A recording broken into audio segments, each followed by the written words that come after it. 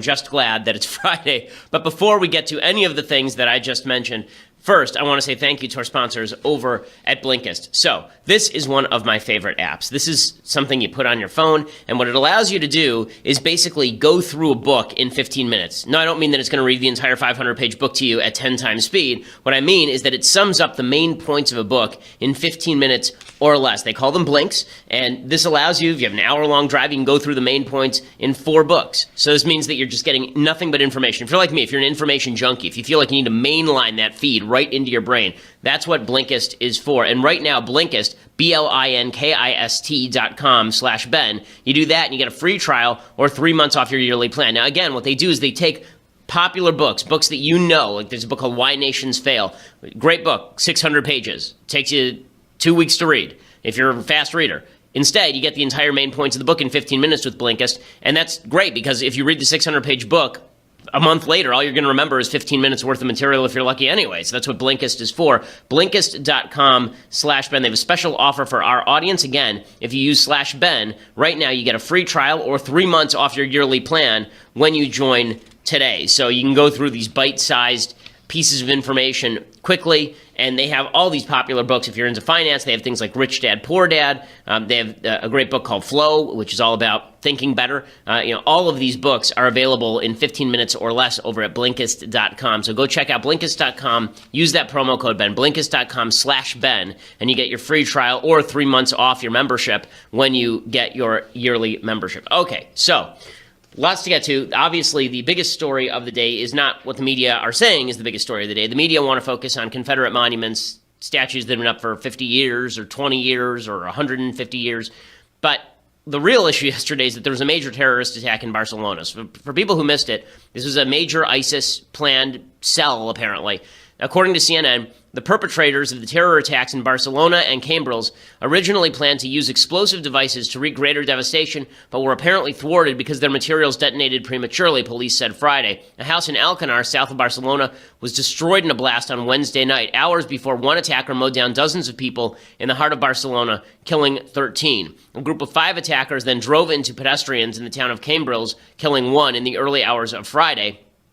Catalan Police Chief José Luis Trapero told reporters explosives were found in the Alcanar property, and the police are working on the hypothesis that these attacks were being prepared in that house. The revelations pointed to an alarming conclusion that authorities knew nothing of an advanced plot to mount a spectacular terror attack until an accidental explosion at the perpetrator's base. And despite the eye-catching setback, the terrorist cell still managed to carry out 2 further improvised attacks without impediment. So 4 people have been arrested. One of them in Alcanar, 3 in Ripoll. 3 were Moroccan citizens. Another was Spanish. They ranged in age from 21 to 34. None was on the radar for terrorism. All were apparently Muslim. Spain's Prime Minister Mariano Rajoy labeled the Barcelona attack jihadi terrorism, which is a perfect description.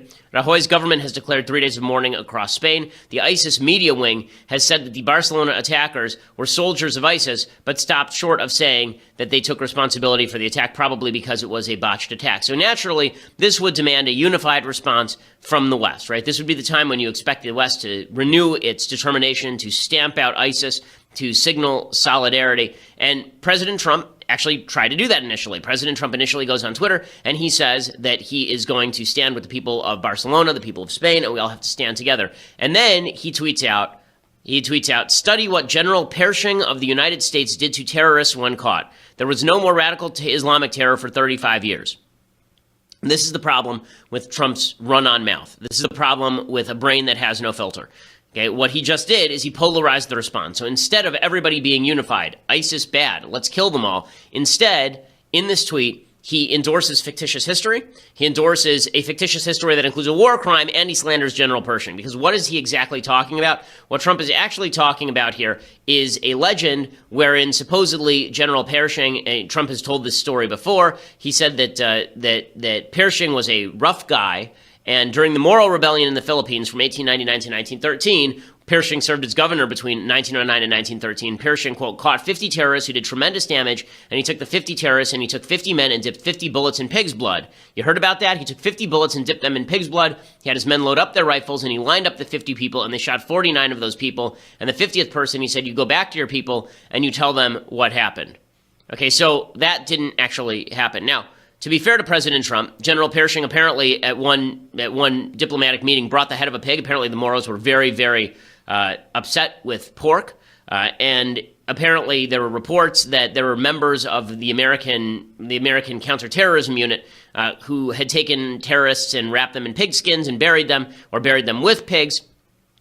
So Pershing had used the juramentos religious aversion to pigs against them, but there's no evidence that he did what Trump said he did. So what this did is it allowed the media to escape the broader issue, which is radical Islamic terror, and the media, of course, did this. The media were looking for an excuse not to talk about jihadi terror so they could stay on Trump, so that they could stay on what happened in Charlottesville instead of swiveling to cover what is a significantly more deadly terror attack in Spain. This is not to make light of what happened in Charlottesville at all, but just in pure numbers terms, what happened in Spain is a significantly more serious terror attack than what happened in Charlottesville. But the media spent all day yesterday continuing to talk about Charlottesville and talking about this tweet, which is what they wanted to do. In fact, Wolf Blitzer made some of the stupidest comments I've ever seen on CNN. Here was Wolf Blitzer as this was unfolding, trying to suggest that maybe, just maybe, what happened in Barcelona was a copycat attack or something because of Charlottesville? What now?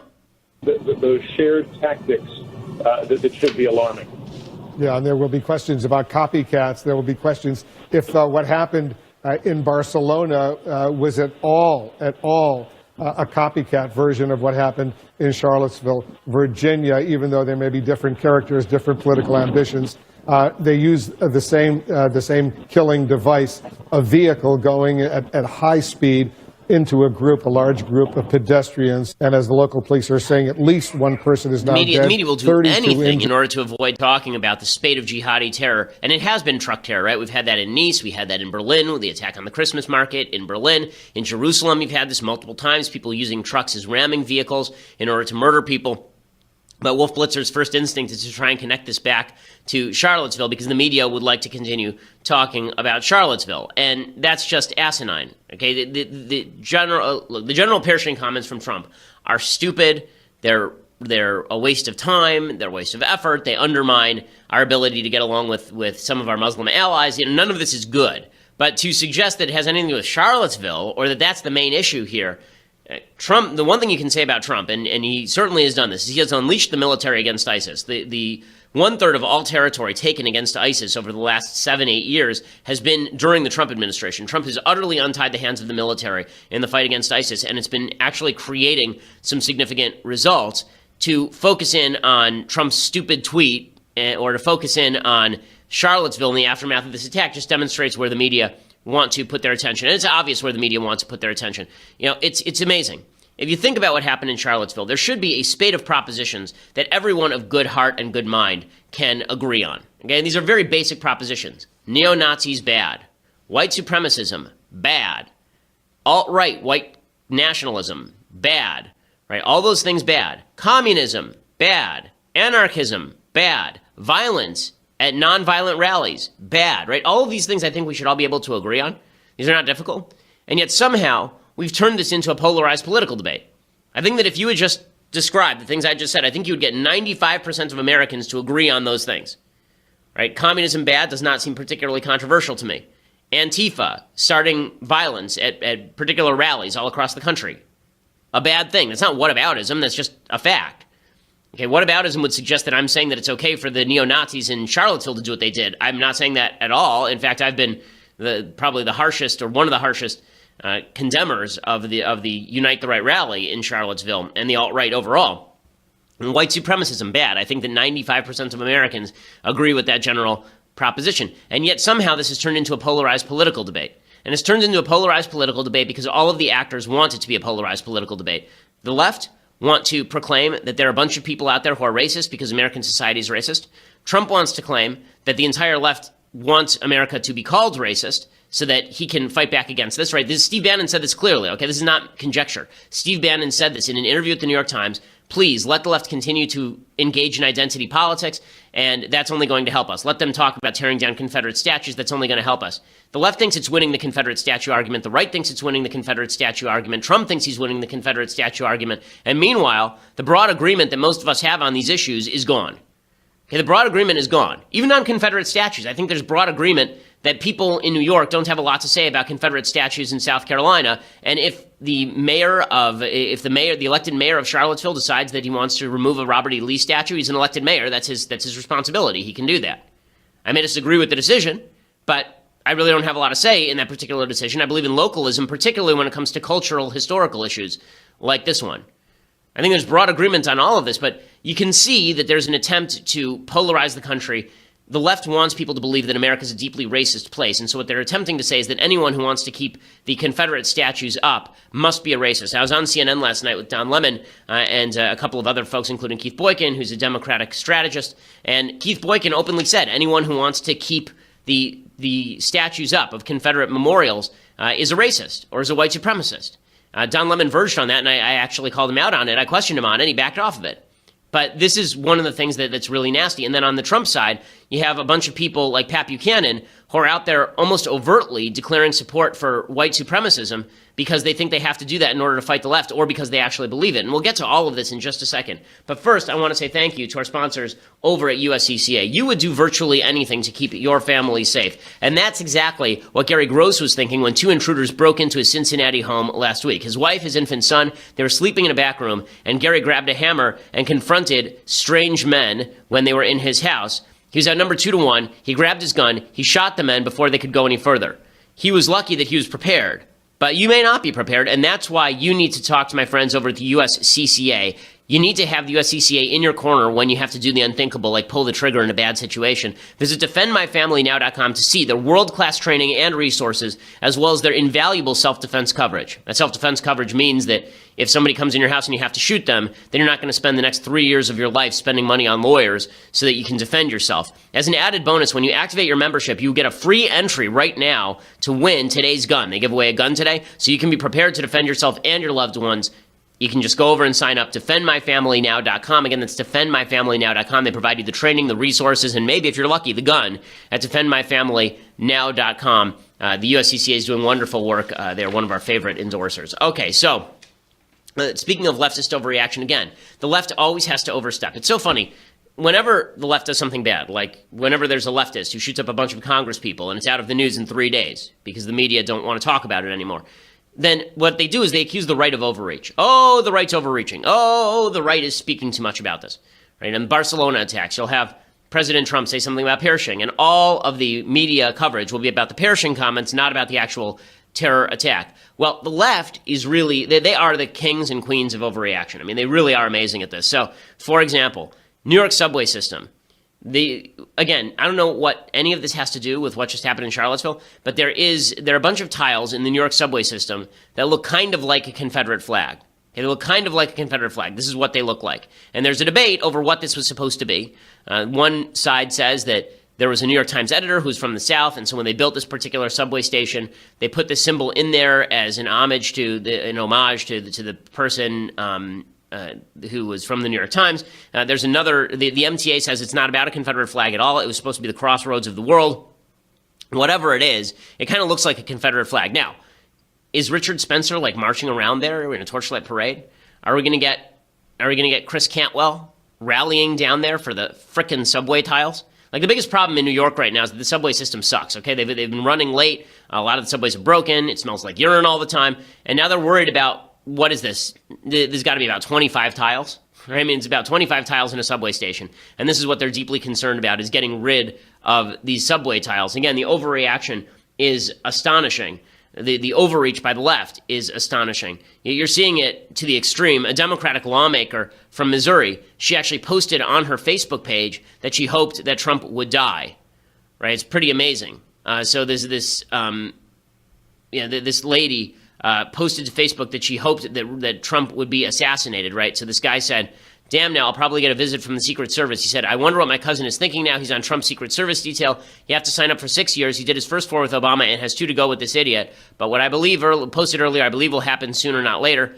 And Maria Chappelle-Nadal, who is a state legislator in Missouri, she posted back, no, I will. I hope Trump is assassinated. I hope Trump is assassinated. Now, should she lose her job over that? Yes, she should. Okay, you should lose your job over that. When you are an elected official and you hope for the assassination of your political opponents, then you should lose your job over that. Imagine if the situation reversed and it had been some Republican legislator saying that about Obama. How fast would his job be gone? Almost immediately. Instead, Chappelle Nadal says, I didn't mean what I put up. Absolutely not. I was very frustrated. It was in response to the concerns that I'm hearing from residents of St. Louis. I've deleted it and it should have been deleted, but there is something way more important we should be talking about. Well, no, it seems to me that this is a pretty important thing to be talking about. The leftist embrace of violence, the leftist overreaction and embrace of violence is a dangerous thing. It's an actual dangerous thing. And Michael Eric Dyson, who is on the news all the time, professor, I believe, at Georgetown, and Michael Eric Dyson, he comes out and he openly endorses Antifa, which is a violent far-left group that has engaged in violence against normal citizens in places ranging from Sacramento to Seattle to Portland. Here's Michael Eric Dyson saying Antifa's wonderful now. The people that we claim, Black Lives Matter, the Antifa movement and so on, are interested in preserving the fabric of America. Mr. Miller says, again, that there was violence there, but the problem is to equate the violence in reaction against bigotry with the bigotry itself is to misunderstand the fact that when you go to cancer treatment, the radiation is tough treatment, but it is meant to remove the cancer. So what he fails to understand, and what the president especially fails to understand, is that you are complicit with the worst currents of bigotry in this country when you try to draw a false equivalence between secessionists and racists and Confederate defenders and bigots and neo-Nazis and African-American and white people and others who have defended the right of this nation to really seek a path of healing. Okay, again, so what he says there is so wrong. When he says the way to fight cancer is with radiation, okay, I agree that the alt-right is a cancer. I agree that white supremacism is a cancer, but it's not a cancer that's going to require surgery. Okay? It's not a cancer that kills the patient. It really isn't. I mean, it's a very minute group of people who are awful and evil, but you don't actually get to act in violence against them. Saying they're a cancer in sort of a generic, they're a harm to the body politic sense, that's true. But if you're saying they're deadly, that's not true. Okay? If you're saying that they are actually out there killing people, then you'll have to point me to the ones who are actually out there killing people, and then I would say let's let the police kill them, not you need Antifa out there beating the crap out of them with clubs and sticks. And this is a problem, because if you have, I mean, I've been talking about this all week, if you have a violent movement on the left that's being justified by the mainstream left in response to the alt-right, and the alt-right is not actually acting violently at these rallies, then you got a problem on your hands, okay? And if the alt-right is acting violently, that's why we have police in this country. We don't need groups of armed people going around beating each other up. Okay? It's not good for the country, but the left is embracing all of this. And it's really amazing how the left's overreach is actually making Trump appear better. The left's overreach, again, they're so stupid, the people on the far left, that they don't understand that if they would just tell the truth about what happened this week, they would win. Instead, they have to go 10 degrees further than that. They have to go exponential in a situation that requires a solid and a proportionate response.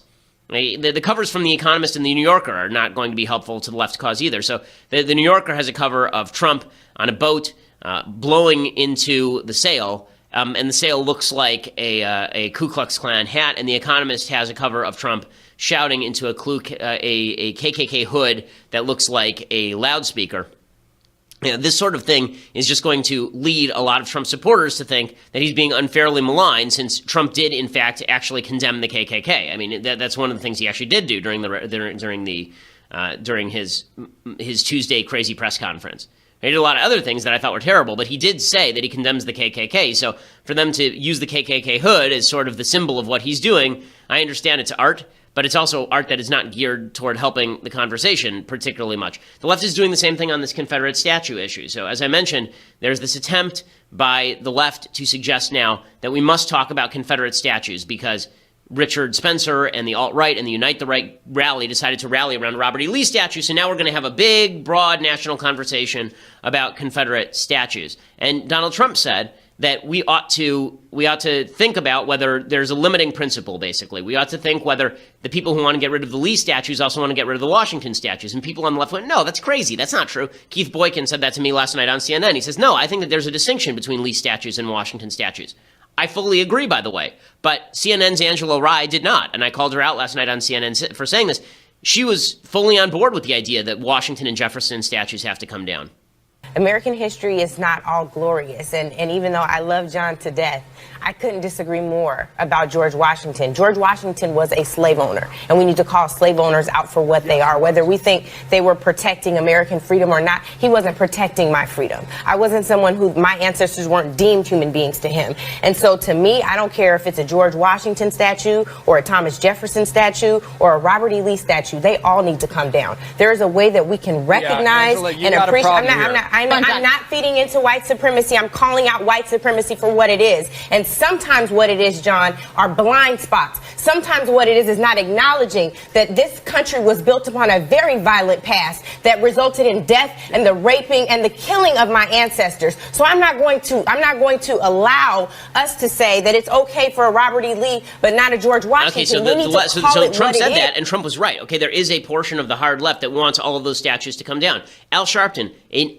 absolute disgusting race-baiting anti-Semite. He said the same thing yesterday about the Jefferson Memorial. Like Al Sharpton gets to be the judge of bad symbolism. Al Sharpton was involved in incitement of riots in 1991 in Crown Heights, ending with the murder of an Orthodox Jew. He was involved in the Freddie's Fashion Mart debacle later that decade, in which a bunch of people were killed after somebody set fire to a store that Al Sharpton was railing about. That guy had attended an Al Sharpton rally where he was railing about white interlopers in the inner city. Al Sharpton, nonetheless, here he is saying that Thomas Jefferson, he says that we should blow up the Jefferson Memorial. I mean, this is crazy.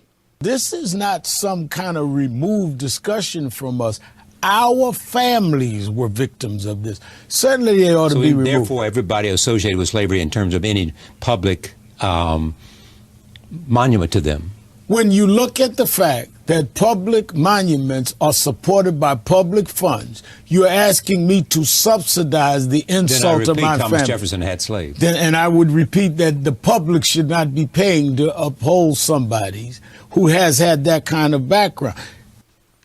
Okay, so there he is. Again, the left's overreach here is actually driving people into the arms of the right, into the arms of people who I think are pretty gross, like Pat Buchanan. Pat Buchanan has been a quasi-closeted white supremacist for a long time. He's been an anti-Semite for a long time. In 2005, he suggested the West should never have gone to war with Hitler. In 2006, he wrote the foreword to a book by an actual white supremacist named Sam Francis. His magazine, The American Conservative, he co-founded with a guy named Taki Theodorakopoulos, who called himself a soi-disant anti-Semite. William F. Buckley said that Buchanan's views were anti-Semitic. Well, today, Buchanan has a full-on column, basically the mirror image of what you saw from Angela Rye there on CNN. Right, the mirror image. So Angela Rye says that Washington can't be distinguished from Lee. And then Pat Buchanan says the same thing. He says Washington can't be distinguished from Lee, and that's why we should leave the Lee statues up, because white supremacism is actually not a horrible thing. White supremacism is not an actual horrible thing. So let me give you a portion from this column, because I think that it demonstrates the way that the radical left and the radical right, Pat Buchanan, the paleo-conservative right, and not all paleo-conservatives are Buchananites, but Buchanan's wing of the Republican Party, how they have a common view of American history that are just basically the photo negatives of one another. So Angela Rye says it's a white supremacist history, so it's bad, and Buchanan says it's a white supremacist history, so it's good. Right? This is actually from his column today, his syndicated column. Another term applied to the Unite the Right gathering in Charlottesville is that they are white supremacists, a mortal sin to modernity. But here we encounter an even greater problem.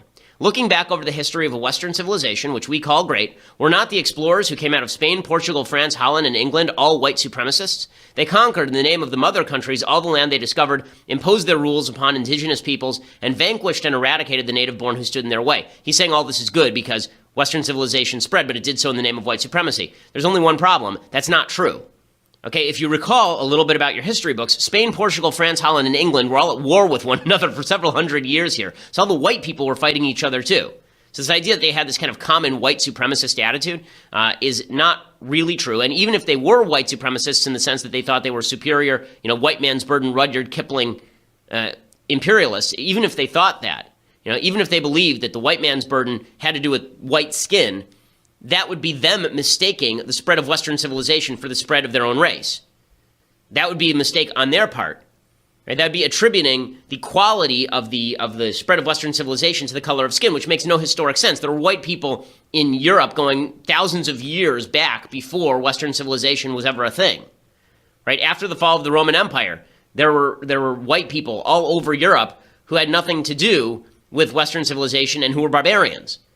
Okay, before Rome came to Britain, Britain was white. It didn't matter. It was a bunch of barbarians. I mean, so this idea that it's not culture, but it's skin color is really weird. Also, how do you separate the skin color? The Caucasus are full of people from various ethnicities, and a lot of them are not living lifestyles or have not lived historically lifestyles that were embedded with Western culture. That's been true for a long time. But here is Pat Buchanan. They believed European man had a right to rule the world. Beginning in the 16th century, Western imperialists ruled much of what was called the civilized world. Was not the British Empire one of the great civilizing forces in history, a manifestation of British racial superiority? And then he says, nor is a belief in the superiority of one's race, religion, tribe, and culture unique to the West. What is unique, what is an experiment without precedent, is what we are about today. We have condemned and renounced the scarlet sins of the men who made America and embraced diversity, inclusivity, and equality. Our new America is a land where all races, tribes, creeds, and cultures congregate. All are treated equally, and all move ever closer to an equality of results through the regular redistribution of opportunity, wealth, and power. We are going to become the first universal nation. All men are created equal is an ideological statement. Where is the scientific or historic proof for it? Are we building our utopia on a sandpile of ideology and hope? So notice the conflation that Buchanan makes here, right? The all men are created equal was an ideological statement. It's also something that the founders considered self-evident. What it meant was man is made in God's image and has inalienable rights. That's the next phrase of the Declaration. The founders did not mean that all people have equal qualities. That, of course, is not true. But they meant that all human beings are capable of achieving freedom. They didn't mean culture doesn't matter. The founders obviously didn't believe that. But they did believe, and that's what the principle that was enshrined in the Declaration says, that all human beings are created with equal value in God's eyes, and that means that they have equal rights in the eyes of the government, or they should have equal rights in the eyes of the government. But Buchanan conflates that argument with the argument that the left makes, which is that all people ought to have equal outcome. And then he says, a pox on both your houses, basically. White people built civilization, and if white people begin to fade, then civilization will begin to fade as well. Okay, so he is basically taking the flip side of the racist argument made by Angela Rye, which is that America is based in racism, and that's why it's evil, and it's inherently in the DNA. And Buchanan says racism is in our DNA, and therefore it's basically good. Okay, that is really not good stuff. That is really not good stuff, and this is how you see the polarization taking place. It's a real negative. Now, there is some breaking news that I want to talk about. Apparently, Steve Bannon is out. This is what Drudge is now reporting. Steve Bannon is out at the White House. So my former boss over at Breitbart News, I have a lot of thoughts on this. Many thoughts. So I'll discuss all of them in just a second. But first, you're going to have to go over to dailywire.com and subscribe, and I will tell you all about the breaking news, Steve Bannon being out at the White House. $9.99 a month gets you a subscription to the Daily Wire, and that means that you get the rest of this show live on video. It means that you get the Andrew Klavan show live on video. It means that you get the Michael Knowles show live on video. If you choose to watch it later, when we re-upload it, we cut out all the ads, so you don't have to listen to any of the ads. And you also get to be part of the mailbag, which we'll be doing a little bit later today. So if you want to get your questions answered, we'll take some live questions today on the mailbag. So you can go over to dailywire.com right now and subscribe. Also, if you want the annual subscription, not only do you get all of the aforementioned glories, but you also get this, the most incredible of all vessels, the leftist tier hot or cold mug. It is we call it a tumbler instead of a mug so that we don't piss off Steven Crowder, but who cares? It's basically a mug. It's a hot or cold mug. It is the greatest thing that you'll ever hold in your hands other than your own newborn child, and depending on your child, maybe greater than that. So this particular vessel is something you must have. $99 a year gets you this. And it also gets you all of the wonderful things that we have told you about, including my show and all the other shows. Also, if you just want to listen later, go over to iTunes or SoundCloud. We always appreciate it when you subscribe on iTunes and leave us a review. It helps us in the iTunes rankings, so make sure that you do that. We are the largest conservative podcast in the nation.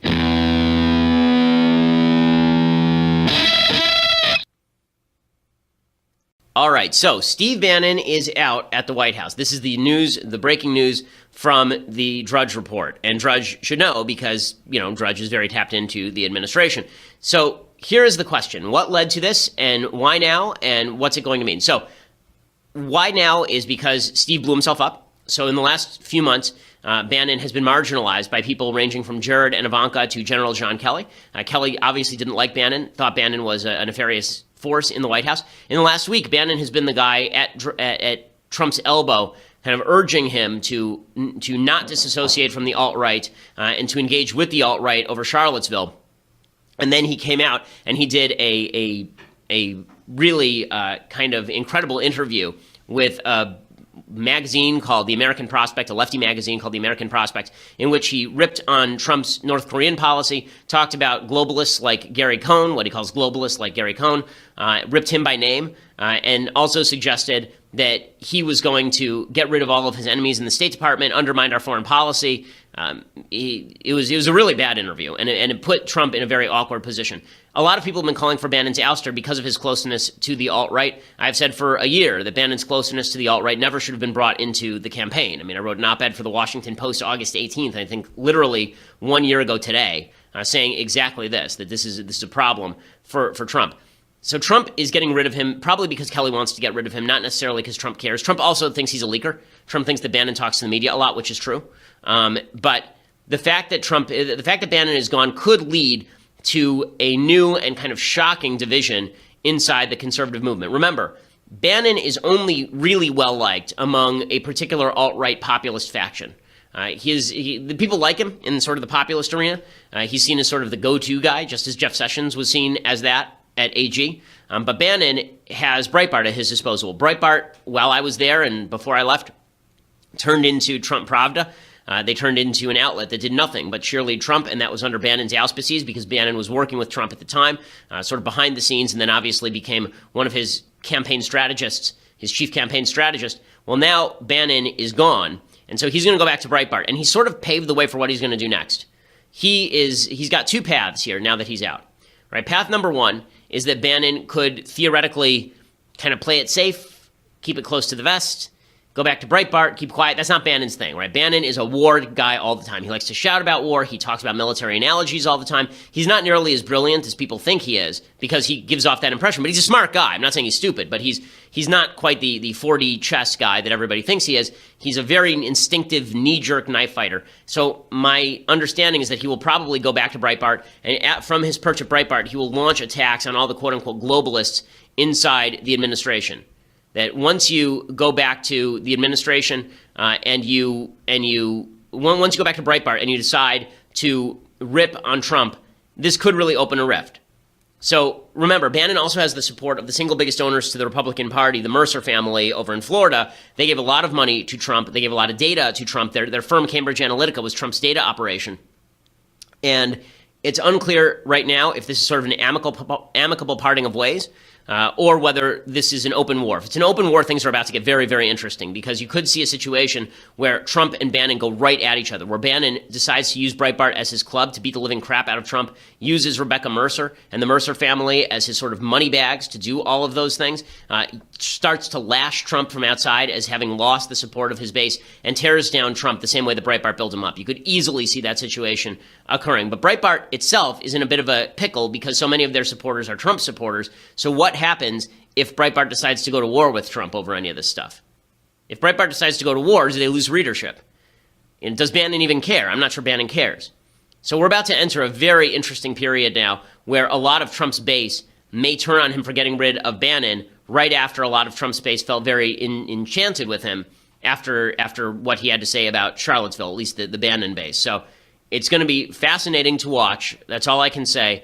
We'll have to see how this proceeds. My gut instinct tells me that Steve Bannon is not going to take this lying down. That's not Steve's style. Steve is a very transactional fellow. So if he thinks that he will get better results by not attacking Trump, then he'll stay outside and sort of cheerlead for Trump in sort of the way Corey Lewandowski has after being ousted by Trump. But if he thinks that he is going to make a career of his own now, that he's famous enough, that he can make a career of his own, he can go into talk radio, he can write books, he can run for office himself with the help of the alt-right. He can lead a populist revolution from the outside because Trump has abandoned his base. Then you could see an open war begin between Trump and one of the guys who was supposedly the intellectual in the Trumpism movement. Really fascinating development. Okay, so we'll do quick thing I like, quick thing I hate, and then we'll get to the mailbag because we have a full mailbag today. So things that I like. So I have to admit that I laughed a little bit when I saw this. Chris Cantwell is a really disgusting white supremacist who was at this white supremacist rally in Charlottesville, and just talking about what a violent guy he was over and over to Vice News, how he was preparing himself for violence. He wanted violence. He liked violence. He thought the violence was good. Here was Chris Cantwell to Vice News just a few days ago. You can remember Dylan Roof's name. You can remember Tim McVeigh's white name. people were capable of violence. I didn't say capable. Of course we're capable. I'm carrying a pistol. I go to the gym all the time. I'm trying to make myself more capable of violence. He say, and then he would go on to talk about how he was looking for the violence. Sometimes the violence would be good. He said in a radio interview that he was going there seeking violence. And then there's a warrant put out for his arrest. And here's a tape of him after the warrant is put out for his arrest. I contacted the local police. I called the Charlottesville Police Department, and I asked them, I said, I have been told that there's a warrant out for my arrest. And they said that they wouldn't confirm it, but that I could find this out if I, excuse me, that I could find this out if I wanted to go to a local magistrate or something like that. But with everything that's happening, I don't think it's wise for me to be going anywhere. There's a state of emergency. Okay, the so National Guard is here. There's the tough guy crying into camera over an arrest warrant being put out for him. This guy is an open white supremacist, says that Trump sold his daughter to a Jew. One of the guys who was chanting, "Jews will not replace us." Really just a stellar fellow who had openly talked about engaging in violence, and now he's crying openly on camera. Does this seem like an emotionally stable human being to you? I mean, put everything else aside. This guy needs help. I mean, I actually feel a little bit bad for him in the sense that I think that I don't feel bad for him because he's a bad person, but I feel bad for him just as a human being that this guy obviously is emotionally and mentally unstable, and the guy truly needs some help. Okay, time for a quick thing that I hate, and then we'll get to the mailbag. Okay, so today's thing I hate comes courtesy of Mark Steyn. So I usually like a lot of what Mark Steyn has to say. I think he's a really, really talented columnist. His book on Broadway is terrific. He was on with Tucker Carlson, and he started ripping on the tech industry, how a lot of these tech companies had pulled service from some users, and Steyn suggests that the government needs to get involved. I don't see why, if the United States government thinks in 1918, no, not 1918, I think it's about 10 years before that, 1909, whenever it was, right, that Standard Oil had gotten too big. If Standard Oil was too big in 1909, what is Google now? And there's a difference. The oil companies, or MGM, when they both made movies and owned cinemas, they're basically in the movie business. Standard Oil is in the oil business. Google is in the thought business. When you have someone who is actually in control of ideas, who knows the data of just about all 7 billion people on the planet, and it is enforcing an ideological straitjacket, that is far more disturbing than if a Standard Oil or MGM are enforcing ideological straitjackets. So I actually think we're moving into a very dark era where YouTube and Facebook and Twitter will bounce more and more people off their monopolies, and that will lead to more violence. Okay, so I agree with Steyn that a lot of these technological firms are engaging in some real nasty kind of thought policing. I agree with all that, but his idea that the government should get involved, I'm on the side of the government should not be involved in any of this stuff. That if you don't like it, you can go build your own server. The idea that the government is going to start regulating these things means that the government is now going to have to take some sort of ownership of these. This is the problem that I have with, this is why I'm more of a libertarian in some of this than I am a conservative. I don't think the government should be involved in regulating how private companies do business. I think that's a dangerous, dangerous principle. And once you start doing it, it's hard to stop it. Okay, so let's jump right into the mailbag. So, Ian says, Ben, recently there have been advancements in science in relation to gene editing, and the future possibility of being able to safely edit people's genes seems to be getting closer and closer. From a religious perspective, do you believe this to be morally correct? I understand we are creations of God, but in examples of curing diseases and such, is it just for us to change ourselves from the way He has made us? So here is a distinction. Here's a logical distinction that you can take or leave. Let me put it this way. If I had a child who was going to be, and let's say the process of gene editing did not involve abortion in any way. It was just editing a gene, so you're just fixing a problem. So let's say that my daughter had a development where she had a hole in her heart. It's fixed. She's fine. She'll be great for the rest of her life. She'll live 120 years. No problem. She's good as new. But let's say that I had the capacity to cut that out of her gene, before she had to go through an open heart surgery. Would I have done that? You bet your ass I would have done that.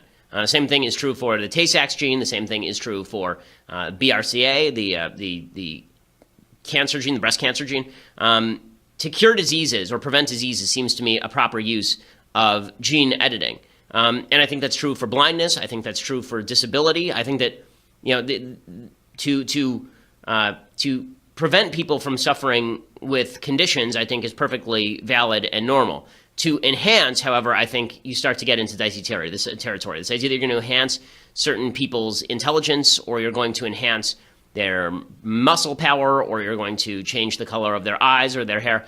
I think now you're starting to play with dangerous stuff, because once you do that, then you could see a situation where people are engineering human beings to be a particular way. And we feel that we are God and we can control how human beings should be from the time that they are created. You could see a very dangerous situation for a couple of reasons. One, you could see a situation where people just decide they don't want a particular type of human being, so we're just going to breed it out of the population. You could also see a situation where the people who are very wealthy can afford gene editing and their kids are perfect, and you can see a situation where poor people cannot and their kids are kind of normal. And it actually exacerbates the divide in society. I think that these are very morally fraught issues, but I don't think it's quite as easy as don't get involved in gene editing at all. Gabriel says, hey, Ben, greetings from Brazil. Do you think the sharp increase in nihilism and self-hatred in the West has a direct correlation to our rejection of religion, as Nietzsche predicted? Yes, I do. I think that the rejection of faith in favor of science has led to the destruction of both faith and science. I discussed this last week in The Big Idea, but the idea that we are free human beings capable of making decisions, the idea that we have free will and change our minds, the idea that we have moral responsibility for our actions, all of these things are products of faith, not products of science. And science has actually undermined a lot of these claims, leading to a deterministic universe that forces you into a sort of existential nihilism. And that's very dangerous for society. Nicholas says, Dear Ben, today I got into an argument with an atheist friend of mine who believes that telling your kids that living a sinful life will lead you to hell is child abuse and will scar your kids for life. I'm not an extremely religious person, but I believe in my Christian values. How do I explain the morality of teaching kids about sin? Well, I mean, I think the fact is that teaching children that certain behavior is going to lead to an unhappy life both here and in the hereafter is not child abuse. It's actually a valid warning. Number one, if you're a person of faith, you don't believe that this is a conjecture. You believe that this is a fact, right? Faith believes that the idea of heaven or punishment in the afterlife or a comeuppance in the afterlife is a real thing. So it's not like you're lying to your kid. This isn't Santa Claus or Easter or the Easter Bunny, right? This is actually something different. This is you telling what you perceive to be a truth to your children, so that's not child abuse. Second of all, I think that you can make the case against sin in almost secular terms very often by simply saying that things that are sinful lead you down a road that sullies you as a human being and makes your life more unhappy. There tends to be an extraordinarily high crossover between the things that God says are a sin in the Judeo-Christian system and things that are actually that end with nasty results to you in this life as well. I think that God set out a system that has created the greatest civilization in the history of mankind. I don't think that's a coincidence. Trey says, hey, Ben, what is your Myers-Briggs type? I can't remember. What is Myers-Briggs? Is this the introvert thing? I'll have to look it up real fast. So, yeah, the free personality test. I did it at one point, and I cannot remember for the life of me which type I am. I have to look up the types, and I'd probably remember. So I believe that there are, let's see. So I know I was an extrovert. I know that in terms of sensing versus intuition, I think I was a sensing versus intuition. I believe that when it came to making decisions, I was thinking versus feeling. And when it came to judging versus perceiving, I believe that I was a judging. So I was either an ESTJ or an ENTJ, I believe. So that's for whatever that's worth. That's what I think I was anyway. I can't remember, to be frank with you. Okay. Joy says, do practicing Jews still believe that there is a Messiah, and why is there a difference between Jews today and Jews of the Old Testament? Thanks, love your show. So, yes, practicing Jews believe that there will be a Messiah, and when he comes, he will pursue certain functions. He will reestablish a temple on the Temple Mount. He will be responsible for the ingathering of exiles. He will establish peace in Israel. This is according to Maimonides. He has basically a simple set of tasks. He's not some sort of superhuman figure. He's not a god come back to earth or anything like that. And as far as the difference between Jews today and Jews of the Old Testament, so Jews of the Old Testament were living, the traditional Orthodox answer is there's not a huge difference, but the truth is that there's been development in Judaism through the Oral Torah, through the Talmud. The rabbinic law has obviously developed a fair bit since the Old Testament, so there's a lot of stuff that Jews do today that's not explicit in the Old Testament, but we feel is implicit in the Old Testament.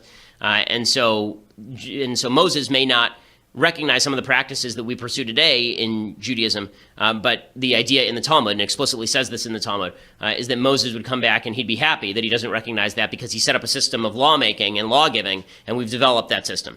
Sort of the same way that the founders might come back and look at America and say, wow, I don't really understand a lot of this, but they'd be happy with the system that they created.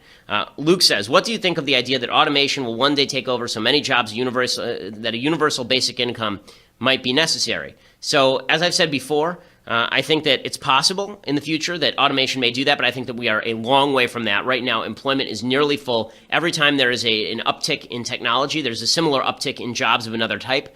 I know that everyone always thinks that we've reached the end of the industrial road. People thought that in 1850 with the Industrial Revolution, which is why they were breaking machines. But I don't think that we've come close to that yet. John says, hey, Ben, at any point in time did you consider joining the military? Yeah, actually, after law school, I considered whether or not to join JAG. One of the reasons that I didn't join JAG at the time was because as an Orthodox Jew, it's a little bit difficult to be in the military. It's not to say the military wouldn't accommodate it, but there are conflicts, religious conflicts in terms of holidays off and Sabbath off and all this that conflict a little bit. There are a lot of Jews who do serve in the military. There are Orthodox Jews who do serve in the military, and good for them. There's a group actually that I support called JFAM that provides support to Jews who are in the military so that they can do all of these things and serve in the military.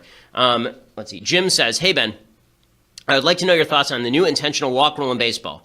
I always believed that having to actually throw the pitches would mess with the pitcher's rhythm and therefore add a readjustment dynamic when facing the next batter. What are your thoughts? So I think the rule is stupid. This idea that you just signal and then somebody goes to first base as opposed to throwing the 4 pitches. I've actually seen games where there's a man on third and they're intentionally walking somebody because it's man on second and third and they want to set up a force, and the pitcher throws it away and the run scores. So I think that this is a dumb rule. I don't think the problem with baseball is the speed of the game. I think the problem is the speed of life now, and so a lot of people don't get it. But I was at Dodger Stadium 2 nights ago, and the place was packed. I mean, it was packed to the gills. Every seat was filled. There's still a lot of interest in baseball. It still draws millions and millions and millions of people to the ballpark every year. The one rule I do like this rule. The 30-second rule for pitches, I think, is good. And I think they should also have rules about how many times batters can step out of the batter's box and adjust their gloves and all this stuff. The pitchers have a rule. I think the batters should have a rule, too. Once you're in the batter's box, you get to step out like once during an at-bat, but you don't get to step out between every pitch. Jackson says, hey, Ben, do you believe the Earth was formed over 6 figurative days, or do you believe it was formed in 6 literal 24-hour days? So Gerald Schroeder is a scientist who's written a book called God, Science, and the Big Bang, I think it's called, in which he discusses this. One of the problems with the literalist version of it was created in 6 24-hour periods is that the sun was not created on the first day, right? The sun was not there, and so the idea that a day in the Torah at the beginning means the same thing as a day now is kind of an odd contention. Gerald Schroeder does something really interesting. He talks about the wavelength of, I believe it's the wavelength of background radiation in the universe, and he talks about how as the universe expands, the wavelength of the background radiation gets longer, and so in fact the number of waves in a 24-hour day of background radiation actually equates to the number of waves that would have been millions of years before the Big Bang occurred. It's kind of interesting. I may be explaining it poorly. You should go read the book. Chalin says, what do puppies, kitties, piglets, and just-hatched baby sea turtles have in common? I don't even know what this means, or why this is in the mailbag, or what is going on right now. They're all animals?